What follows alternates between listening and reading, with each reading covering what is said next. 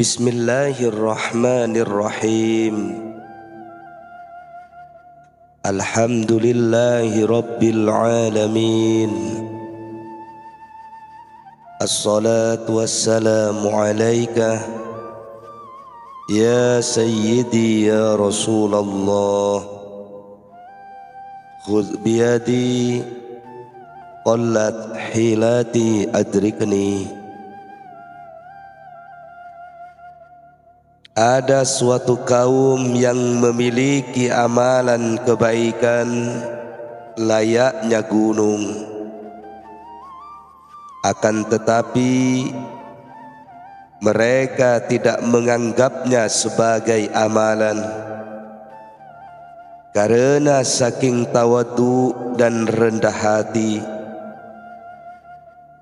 Maka dari itu, jadilah kamu orang yang berakal di atas kaki kerendahanmu dan ketawaduanmu. Berdirilah di atas kaki tawadu, kehati-hatian, takut terhapusnya keimanan, kekeruhan relung jiwa dan kesempitannya, serta kesempitan dada.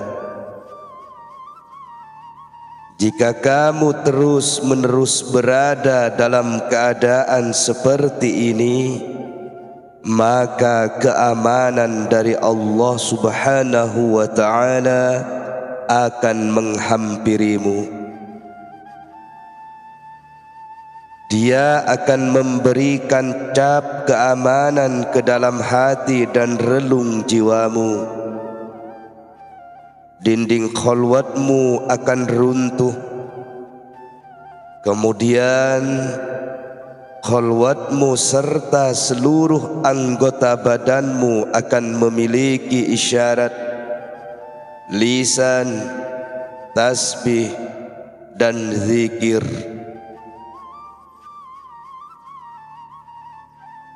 Hatimu mendengar berbagai keajaiban dan tidak ada satu kata pun yang keluar dari mulutmu. Zahirmu serta sekalian makhluk tidak mendengar satu kata pun. Hatimu menjadi sesuatu yang tidak mampu melewati dirimu sendiri, menjadi nikmat yang kamu kenal dan kamu membicarakannya dalam dirimu sendiri. Allah Subhanahu wa ta'ala berfirman, A'udzu billahi minasy syaithanir rajim. Wa amma bi ni'mati rabbika fahaddits. Dan terhadap nikmat Tuhanmu maka hendaklah kamu siarkan. Quran surat Ad-Duha ayat 11. Wahai wali Allah, sampaikanlah nikmat batin ini. Wahai anakku, bicarakanlah nikmat Tuhanmu dan kemuliaannya di tengah khalayak. Karena syarat seorang wali adalah menyembunyikan jati dirinya, dan syarat seorang nabi ialah menampakkannya. Menampakkan keadaan seorang wali merupakan urusannya apabila ia sendiri yang menampakkan keadaannya, maka ia akan diuji dan keadaannya itu akan dicabut. Oleh karenanya, bukanlah sebuah celaan jika yang menampakkan tidaklah dirinya. Ada seseorang berkata kepadaku, Aku melihat bahwasanya semua yang dialami oleh para wali itu disembunyikan, sedangkan kamu malah menampakkannya. Maka aku menjawab, aku tidak menampakkan apapun. Ini tampak dengan sendirinya, bukan dengan sengaja. Sebagaimana kolamku terisi penuh, kemudian aku menguranginya. Bila banjir datang, maka banjir itu akan mengalahkan kolamnya serta membanjirinya tanpa ada pilihan. Lantas, apa yang harus aku lakukan? Celakalah dirimu. Kamu fokus untuk mendapatkan kemenangan saja. Kamu tidak akan mendapatkannya, karena makhluk berada di dalam hatimu. Kamu harus berada di padang pasir. Jika kamu berada di sana dengan gudang hatimu, maka janganlah kamu duduk bersama makhluk. Ketika itu kamu akan menjadi obat bagi mereka. Semoga Dia merahmati orang-orang mukmin dengan sesuatu yang aku ucapkan ini, serta meresapi hal-hal yang aku sampaikan dan mengamalkannya, baik ketika dalam keadaan sepi maupun ramai. Wahai kaum, berjihadlah, berusaha keraslah, dan janganlah putus asa. Berusaha dari satu waktu ke waktu lainnya merupakan sebuah kebahagiaan. Allah Subhanahu wa ta'ala berfirman, La tadri la'alla Allah yuhdithu ba'da dhalika amra. Kamu tidak mengetahui, barangkali Allah mengadakan sesudah itu sesuatu hal yang baru. Takutlah kepada Tuhan kalian dan berharaplah kepadanya. Di dalam Al-Quran disebutkan, dan Allah memperingatkan kamu terhadap diri siksanya. Quran Surat Al-Imran ayat 28. Sesuai dengan kadar ketakutan dan kehati-hatian kalian, maka seperti itulah kalian mendapatkan keimanan. Bertawakkallah kepada Tuhan kalian, serta bertakwalah kepadanya. Allah Subhanahu wa ta'ala berfirman, A'udzu billahi minasy syaithanir rajim wa yuhadzirukumullahu nafsah. Dan barang siapa yang bertawakal kepada Allah, niscaya Allah akan mencukupkan keperluannya. Quran Surat At-Talaq ayat 3. Ya Allah, cukupkanlah kami dari sekalian makhluk-Mu. Cukupkanlah kami dari orang-orang yang mengumpulkan harta, meninggalkan harta tersebut di bawah kaki mereka. Kemudian mereka menyombongkan diri karenanya, sedangkan mereka larut dalam ketakjuban dari diri sendiri. Orang-orang fakir meminta dan memohon pertolongan kepada mereka, namun mereka bersikap cuek. Suatu ketika Sufyan radhiyallahu anhu ditanya, siapakah orang yang bodoh itu? Maka ia menjawab, orang yang bodoh adalah orang yang tidak mengenal Allah Subhanahu wa ta'ala. Padahal ia selalu meminta segala kebutuhan kepadanya. Ia seperti seorang laki-laki yang bekerja di istana raja. Raja itu memerintahkannya melakukan pekerjaan, namun ia meninggalkannya. Ia pergi menuju pintu rumah seseorang yang berada di samping istana raja guna meminta sepotong roti untuk dimakannya.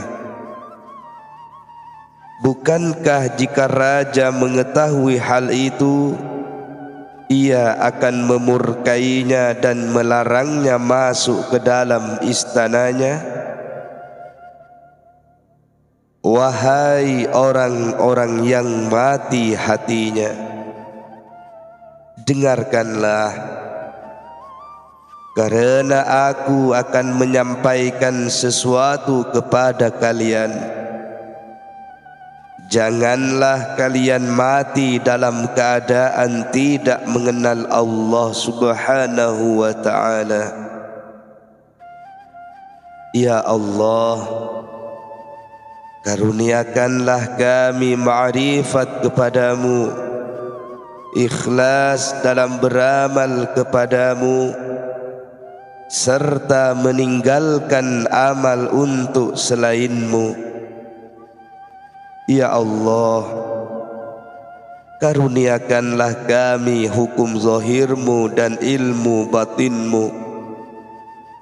Jadikanlah kami sabar dan ridho. Lezatkanlah pahitnya ujianmu untuk kami yang ilmunya ada pada dirimu. Matikanlah daging hati kami, sehingga tampilan-tampilan kekuasaanmu tidak menyakiti kami, serta agar kedekatan kami denganmu menjadi abadi. Amin. Wahai anakku, sesuatu yang menjadi milikmu tidak akan hilang darimu dan tidak akan dimakan oleh selainmu. Sedangkan sesuatu yang menjadi milik selainmu tidak akan pernah menghampirimu, walaupun kamu menginginkannya serta tamak untuk mendapatkannya. Sesuatu itu hanyalah hari kemarin yang telah berlalu, sedangkan hari ini adalah yang sedang kamu jalani, dan hari esok merupakan waktu yang akan datang. Hari kemarin menjadi nasihat bagimu, hari ini menjadi keadaan yang sedang kamu jalani, dan esok tentu saja bisa jadi kamu menjalaninya dan bisa juga tidak, karena kamu tidak mengetahui keadaan yang akan kamu jalani. suatu saat kamu akan mengingat nasihat yang aku sampaikan dan kamu akan menyesalinya. Celakalah dirimu, kamu menjual kehadiranmu untuk mendapatkan untung sebiji atau 2 biji, dan yang memutuskanmu dari diriku adalah kejahilanmu mengenai keadaanku dan hal-hal yang aku lakukan. Kamu tidak mengenal asalnya dan cabangnya.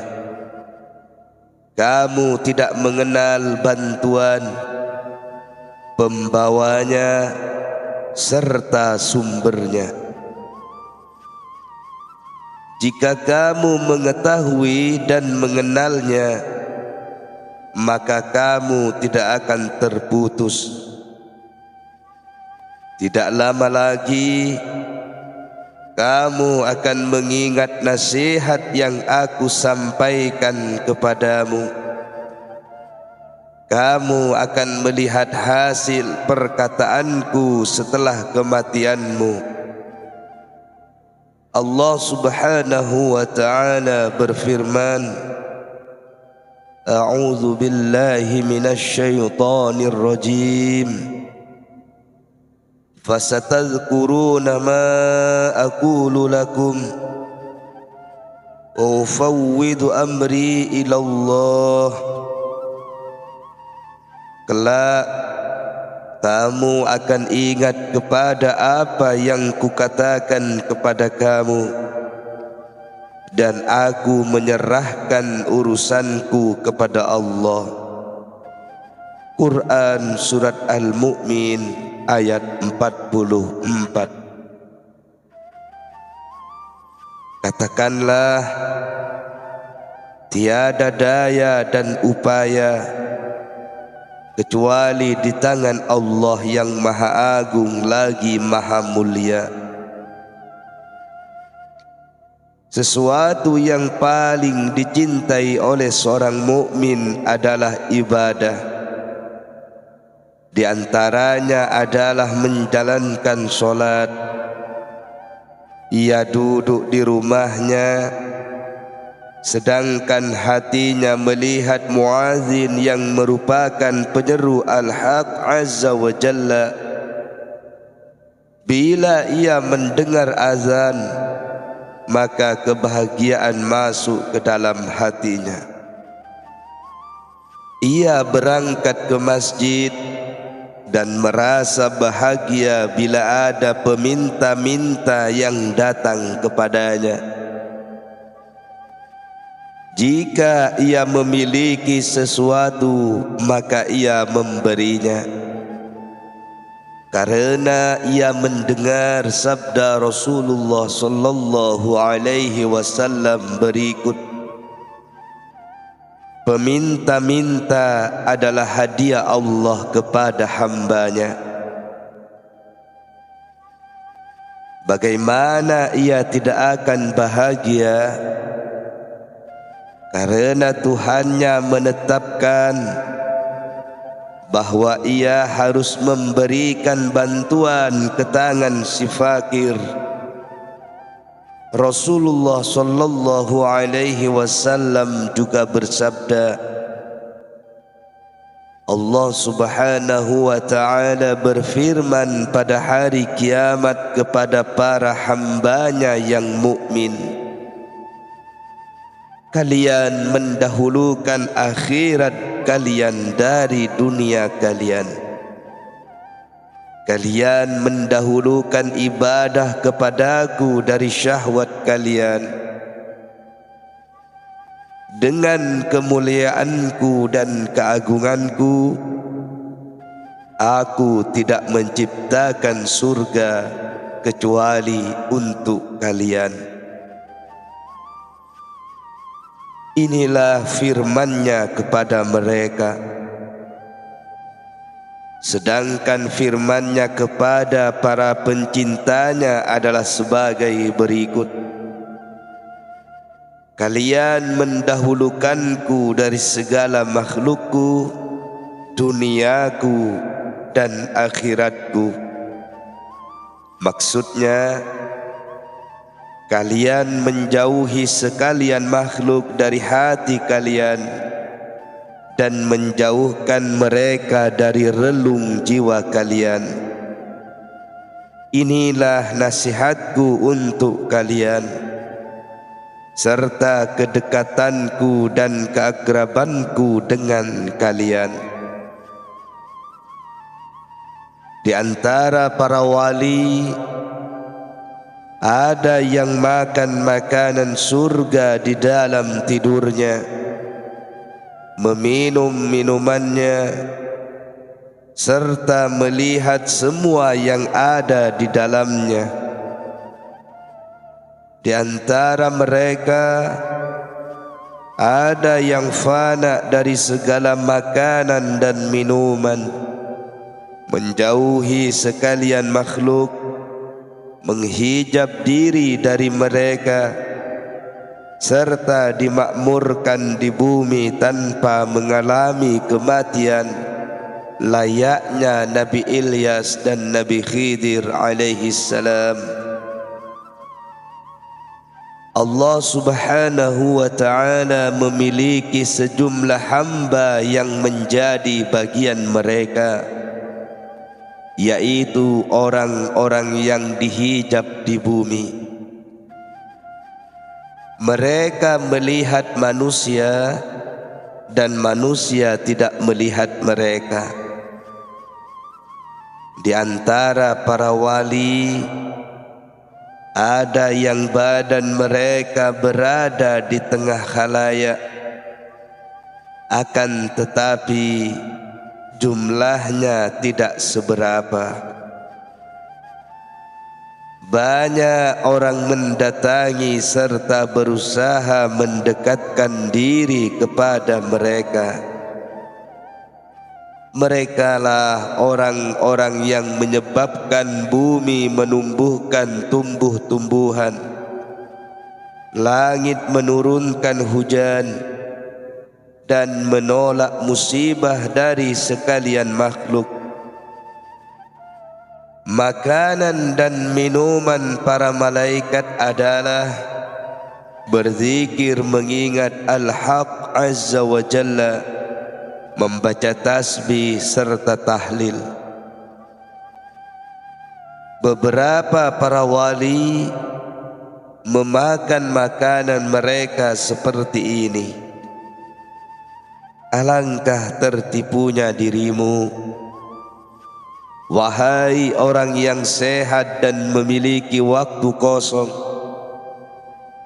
Rasulullah sallallahu alaihi wasallam bersabda, ada dua buah nikmat yang sebagian besar manusia tertipu karenanya, yaitu kesehatan dan kesempatan. Hadis riwayat Bukhari. Manfaatkanlah kesehatanmu dan masa luangmu dengan menaatinya sebelum sakit menghampirimu dan merusak kesehatanmu, serta kesibukan menghilangkan waktu luangmu. Manfaatkanlah kekayaanmu sebelum kefakiranmu, karena kekayaan itu tidak abadi. Muliakanlah orang-orang fakir dan ikut sertakanlah mereka dalam harta yang kamu miliki, karena yang kamu berikan kepada mereka adalah sesuatu yang akan kamu dapatkan di sisi Tuhanmu dan memberikanmu manfaat di akhirat. Celakalah kalian, manfaatkan kehidupan kalian sebelum kematian kalian. Ambillah nasihat dari kematian, Rasulullah sallallahu alaihi wasallam bersabda, cukuplah kematian sebagai penasihat. Kematian menguji setiap yang baru, mendekatkan setiap yang jauh, dan mengeruhkan setiap yang jernih. Tidak ada seorang pun yang bisa luput dari kematian. Bisa jadi ia datang pada saat ini atau pada hari ini. Urusan kematian berada di tangan selain kalian, bukan di tangan kalian. Semua yang ada pada diri kalian adalah pinjaman, baik masa muda, masa sehat, masa lowong, masa kaya, dan masa hidup kalian. Kalian memegang pinjaman, maka hendaklah keinginan kalian adalah yang paling penting. Celakalah dirimu, bagaimana mungkin kamu memerintahkan orang lain untuk bersabar, sedangkan kamu sendiri putus asa? Bagaimana mungkin kamu memerintahkannya bersyukur terhadap segala nikmat yang diterimanya, sedangkan kamu sendiri tidak mensyukurinya? Dan bagaimana mungkin kamu memerintahkannya untuk ridho dengan qada, sedangkan kamu sendiri murka? Bagaimana mungkin kamu memerintahkannya untuk zuhud di dunia, sedangkan kamu tergila-gila pada dunia itu? Bagaimana mungkin kamu memerintahkannya untuk loba terhadap akhirat, sedangkan kamu sendiri zuhud terhadapnya? Bagaimana mungkin kamu memerintahkannya bertawakal kepada Allah, sedangkan kamu bertawakal kepada selainnya? Kamu dimurkai oleh Al-Haq Azza wa Jalla dan para malaikatnya, dimurkai oleh hati para siddiqin dan orang-orang yang soleh. Apakah kamu tidak mendengar ucapan sebagian di antara mereka?